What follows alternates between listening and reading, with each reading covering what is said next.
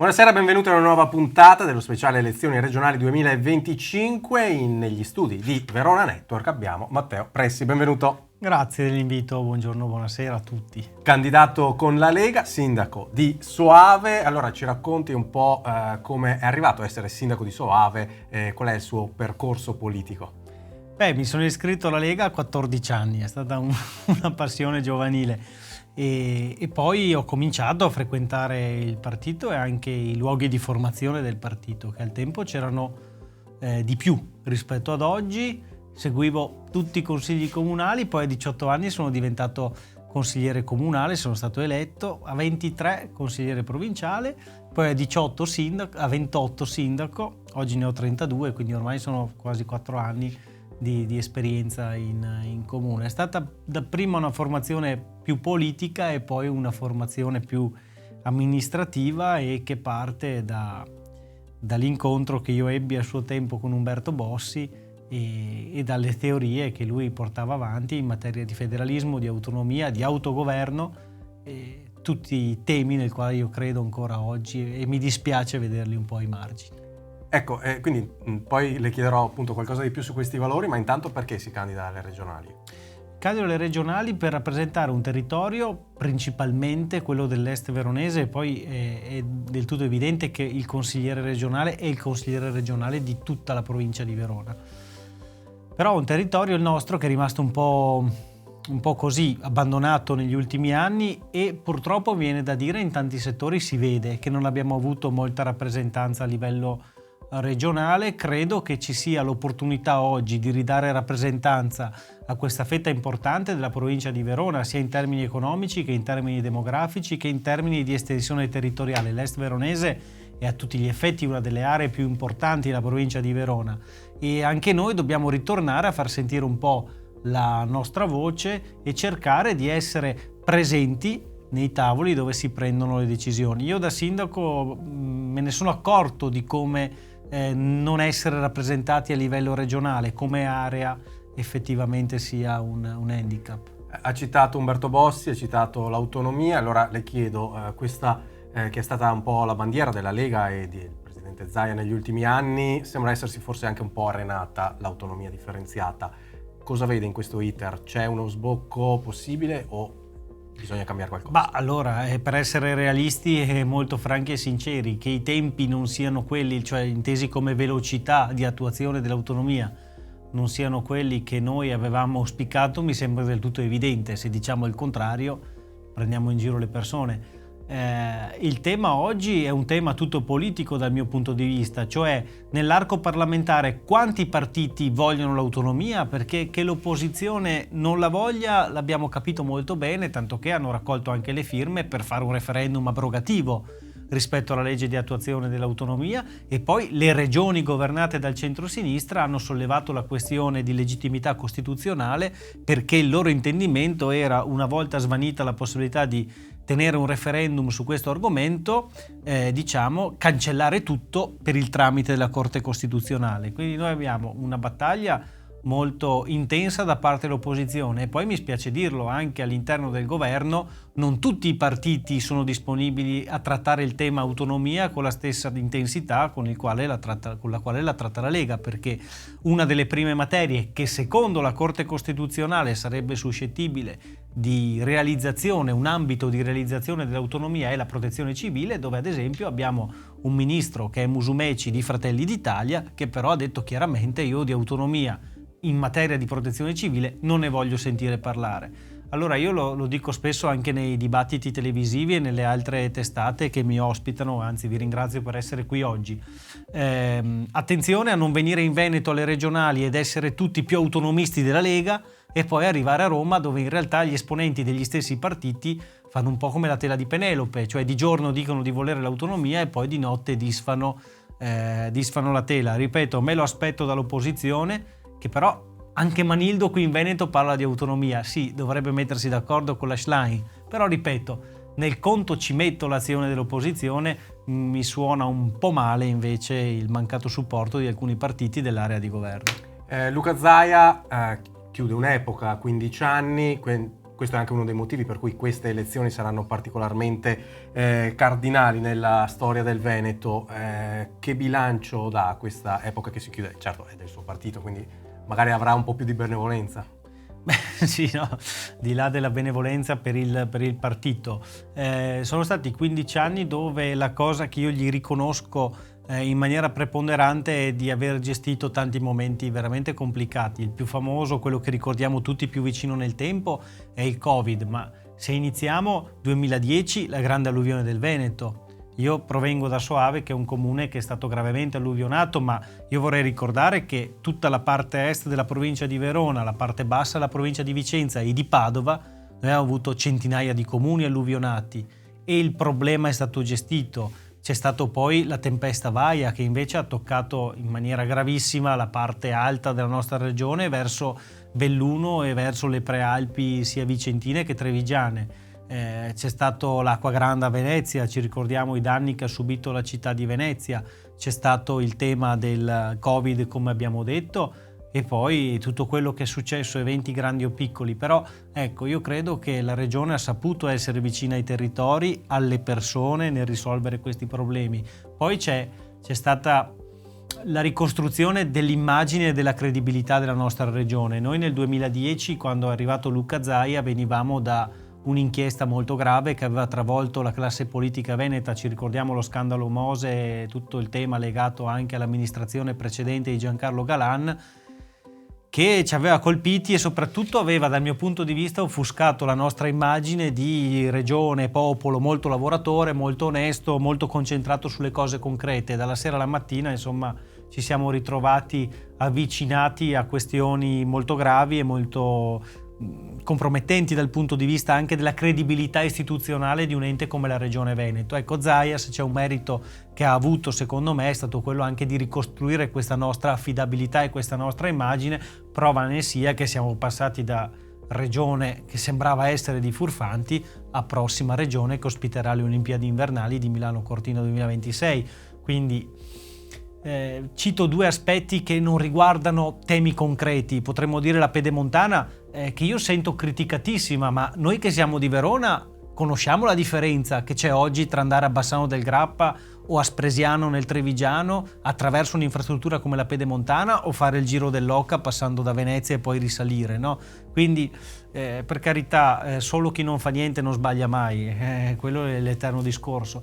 Però al di là dei singole opere, singoli interventi, io ho citato due aspetti: saper gestire le emergenze e saper ricostruire la credibilità e l'immagine della regione. Ecco, appunto, una grande emergenza l'ha citata, quella di 15 anni fa, l'alluvione.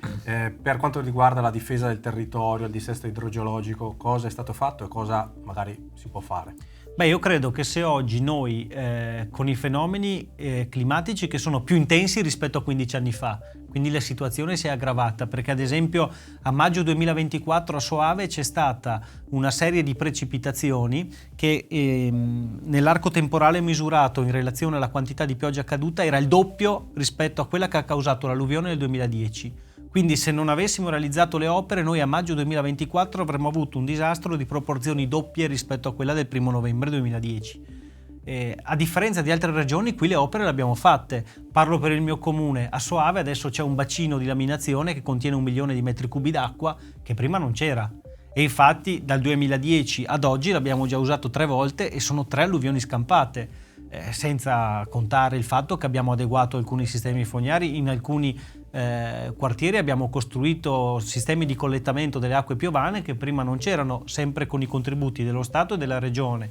Quindi sono stati fatti dei passi in avanti ed è il motivo per il quale oggi la Regione Veneto, che è un territorio fragile da questo punto di vista, anche dal punto proprio di vista della sua morfologia, cioè le pianure, questi grandi fiumi sono il luogo ideale, le depressioni sono il luogo ideale perché succedano fatti alluvionali. Però noi non patiamo i problemi che ad esempio vengono patiti in Emilia Romagna, quindi qualche centinaia di chilometri più in giù, dove le opere non sono state fatte e puntualmente ancora oggi, ogni anno, succedono dei fenomeni molto, molto gravi. Quindi diciamo che la lezione l'abbiamo imparata e siamo stati bravi, uso il termine plurale e non il sottoscritto, le istituzioni, la regione, la provincia, i comuni, il genio civile a lavorare insieme, perché insomma la nostra situazione oggi è ben diversa in termini migliorativi rispetto a quella di 15 anni fa. Ha citato la Pedemontana, l'Est veronese ad oggi è, possiamo dire, temporaneamente sconvolto dai cantieri della TAV. Di quali infrastrutture ha bisogno il territorio veronese, secondo lei, guardando appunto ai prossimi anni, ovviamente magari con una pianificazione e un aiuto regionale? Dico una cosa che farà arrabbiare qualcuno. Io non sono diciamo tra quelli che rispondono le piste ciclabili. Cioè, io mi rendo conto che la pista ciclabile attrattiva è un po' un argomento patinato, no? Se uno dice pista ciclabile è molto più in rispetto a dire circonvallazioni dei comuni. Noi oggi abbiamo ancora dei comuni che sono letteralmente attraversati dalle strade provinciali e dalle strade statali. Ecco, ad esempio, vogliamo cominciare a ragionare sul fatto che in alcune località bisogna creare della viabilità nuova e alternativa per portare il traffico fuori dal centro abitato? Vogliamo ragionare sul fatto che, ad esempio, venne costruita la strada Porcilana nell'est veronese per sgravare la statale 11, che era sempre impraticabile, e oggi sono impraticabili l'una e l'altra. Quindi lo sviluppo urbanistico che c'è stato e anche demografico, in qualche modo, in relazione alle infrastrutture esistenti, consente al sistema di reggere, oppure abbiamo bisogno di ragionare in termini diversi sul trasporto pubblico, sul trasporto ferroviario e anche sulla costruzione di nuove strade? Perché, ripeto, le piste ciclabili sono belle dal punto di vista anche turistico, sono un'attrattiva, io non discuto, però prima di tutto occupiamoci dei problemi quotidiani delle persone che questo territorio lo vivono da residenti e non da turisti. E lo dice il sindaco di un comune turistico, però insomma bisogna saper dare la giusta gradualità nell'affrontare i problemi. Per me oggi il traffico che noi abbiamo è un problema. C'è un grosso problema anche a San Bonifacio rispetto a un sovrappasso ferroviario e alla sicurezza di questo sovrappasso, che ha comportato la chiusura temporanea di un senso di marcia e ha messo in crisi tutta la viabilità dell'est veronese. Quindi le ciclabili sì, benissimo, però le priorità sono fare in modo che le persone che si devono spostare non per fare un viaggio turistico, ma per andare all'ospedale, al lavoro, prendere i figli a scuola, portare i figli a fare sport e tutte le attività di vita che una persona ha siano soddisfatte. Se le risorse sono poche, partiamo dalle priorità. Sicuramente speriamo che l'alta velocità ferroviaria magari possa essere un punto di partenza. Lei ha detto consigliere comunale a 18 anni, quindi anche i problemi che magari i suoi coetanei all'epoca e oggi le presentano, insomma, li vive quotidianamente. Spesso appunto quando si parla di giovani oggi si dice non trovano casa, non trovano lavoro e figuriamoci poi l'invecchiamento della popolazione, meno figli, eccetera, eccetera. Come si mette mano a tutti questi problemi? Ma si mette mano analizzandoli e dando delle soluzioni concrete. Io parlo di quello che ho fatto io nel mio comune. Ad esempio, se noi vogliamo incoraggiare un declino demografico, noi vogliamo incoraggiare i ragazzi a fare dei figli, c'è un aspetto economico che è importantissimo e c'è un aspetto di servizi che è altrettanto importante. Noi a Soave abbiamo un asilo che oggi è dimensionato per 200 bambini, fra qualche settimana inauguriamo l'asilo nuovo realizzato con il PNRR, 6 milioni, un cantiere che finisce in anticipo rispetto alle scadenze del PNRR, con 50 posti in più, quindi sono 50 futuri mamma e papà che avranno il servizio da parte del comune, e quindi se nel loro progetto di vita c'è il fatto di avere dei figli, ripeto, al di là della prima preoccupazione economica, noi ad esempio siamo un comune che autonomamente, senza aspettare lo Stato, ha istituito un bonus per ogni nuovo nato. Però sì, è un una tantum, è una somma a seconda poi delle tasche di ognuno, importante, meno importante, non sto qui a fare la classifica, noi comunque diamo un segnale. Quindi c'è una preoccupazione economica, poi bisogna dare i servizi. Rispetto alle case, io, venendo da un comune turistico, sono favorevole a una forte limitazione degli Airbnb. Io mi rendo conto di attirarmi le ire di chi è proprietario di 4, 5, 6 appartamenti e ne ha convertiti una certa quantità a strutture di fatto alberghiere. Però noi non possiamo pensare che il nostro tessuto urbano non è più al servizio dei residenti, cioè non è più affittato per esigenze abitative delle persone che in quel comune sono nate o si sono trasferite o comunque scelgono di vivere. Noi non abbiamo più appartamenti perché le città sono diventate hotel a cielo aperto. Io penso che la liberalizzazione che è stata fatta in questo settore, consentendo a chiunque di poter prendere qualsiasi scelta in termini di utilizzo di questi immobili, sia sbagliata. Cioè posso capire che una parte del patrimonio abitativo possa essere destinato a finalità turistica, ma non può essere il 60, il 70, in alcuni quartieri di Verona più del 70%, perché se noi abbiamo 100 appartamenti e li facciamo diventare 100 affittacamere, non abbiamo più appartamenti da affittare alle persone.